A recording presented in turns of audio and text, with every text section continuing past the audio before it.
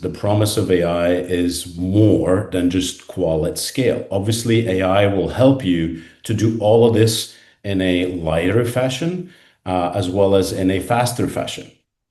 But it does more than that. It really leads to a transformational shift.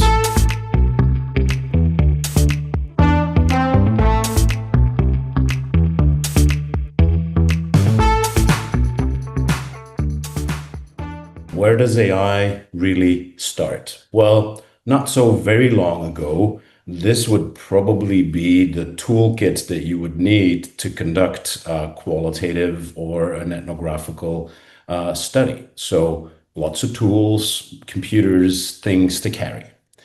If we look at the time that you would spend and you would take, let's say, I don't know, an ethnographical study in 3 countries with 25 people, or similarly 150 qualitative interviews spread across, I don't know, 5 countries with 30 each. It would take you over a month of man days to interview people. It would at least, and I know we're all good researchers, but good planning would take 2 weeks, 2 weeks of field, a week of transcribing, and we would get to the full analysis maybe after 6 weeks, maybe a little bit shorter. But anyways, it's a tedious process. It's super interesting and incredibly valuable. But what AI does is AI disrupts this whole approach and this whole process and planning. But we believe that, as I mentioned, the promise of AI is more than just qual at scale. Obviously, AI will help you to do all of this in a lighter fashion, as well as in a faster fashion.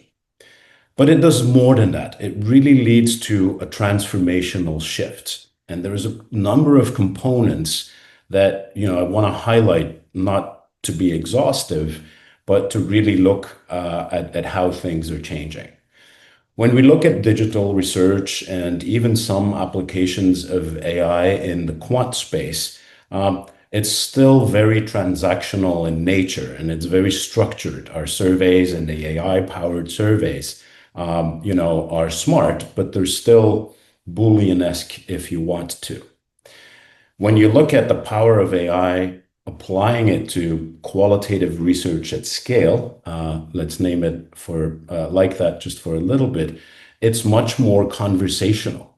It's much more context based. People are in their natural habitat.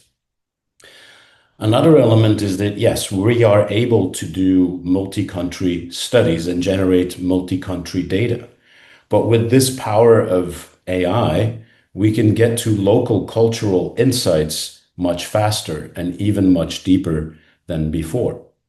For example, we've conducted a study in 5 countries asking people to show their shower and got over 270 observations in a heartbeat.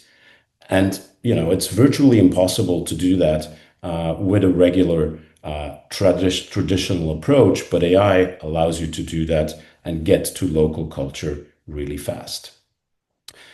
We're going from simplified logic to an uncut flow. As I will show later, AI permits to really mimic a human conversation. And that human conversation is flowing naturally. And you have a natural conversation. So it's not a programmed if-then logical tree. Yes, we can now do better, faster, cheaper, but we can even go beyond that. I will show you that the application of what we call multimodal AI allows us to understand not only what people say, but how they say it and what they do. And yes, we have a do-it-yourself toolbox, but AI really allows you to go beyond DIY. It's really more of a collaborative capability, if you want, because you can look at an AI as a junior workforce, a coworker in your team. So the promise of AI is participative. It's collaborative. As I mentioned just now, consider it really as a team member that you're hiring. And what it boils down to is that AI allows you to scale your team without really scaling your team. You're really, giving yourself superpowers.